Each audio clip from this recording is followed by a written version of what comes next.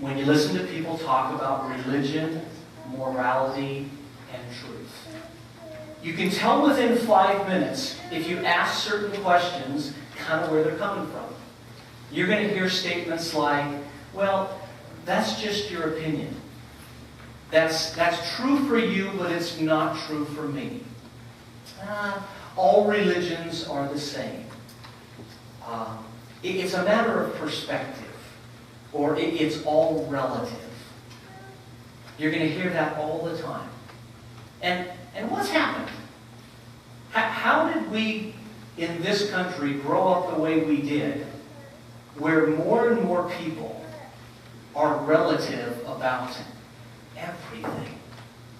The core values that we hold dear in the church, all of a sudden the people that we talk with at work, or the people who we go to university with and all that, they're just, how did all that happen? Well, that's what I want to address this morning. I'd like to begin by sharing the words of a great Christian thinker. There's something he said nearly 100 years ago.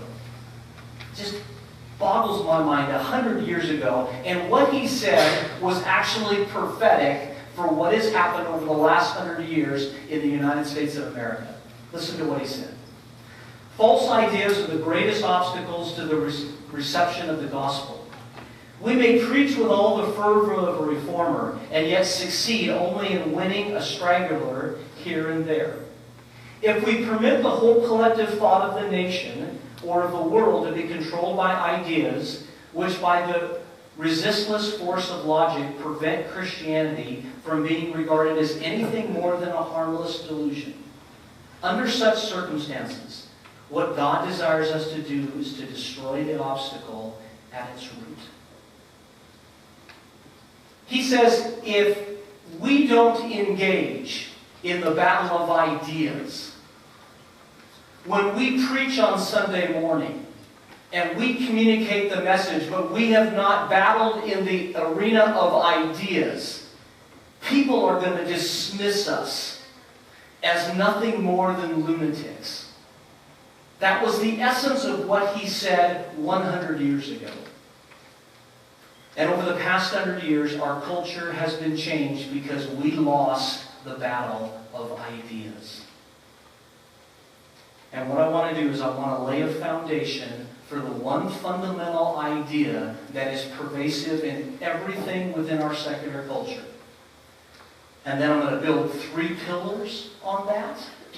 And then I'm going to talk to us about how we can engage people in conversations. So here's the overarching idea. You didn't see it on the internet. You didn't hear about it on TV. You didn't see it on the radio. But it's the fundamental idea that is behind everything within our secular culture. And if you remember only one thing from the seminar, remember this. It's this phrase: fact, opinion, divide. The fact, opinion, divide. Allow me to explain. Time and time again, the opinion shapers in our culture have told people that the only things that we can really trust as fact are things that are taught to us by science and our 5 senses. And over again, our culture has repeatedly stated that the things that we trust, the things that can be regarded as fact, are things from science. What's the implication of that? Someone. Okay, science is above God. What else?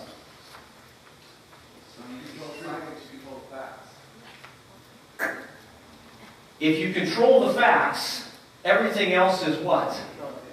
An opinion. We lost the argument on that. All of a sudden, our culture has bombarded us by the intellectual centers called universities and the opinion shapers and power brokers in our world, media.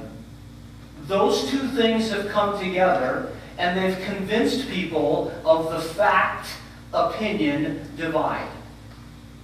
And so people in our world believe that the only thing you can really trust as fact are things that science tells, and things that religion, morality, and church talk about are merely opinions or preferences. Do you see how powerful that is? If you can define certain things as fact, you've won the argument. And every other argument that comes, you've won it hands down. And the church was not mobilized, the intellectual centers of the church was not mobilized to try to fight that fight back then. Think back on the quote from Gretchen Machen. He says, if we permit the whole collective thought of the nation or of the world to be controlled by ideas, by the resistless force of logic, prevent Christianity from being regarded as anything more than a harmless delusion.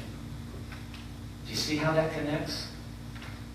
We've permitted the whole collective thought of the nation to be controlled by the fact-opinion divide. And so most people in our culture view us as nothing more than proponents of a harmless delusion. You're church people. And that's how they dismiss us.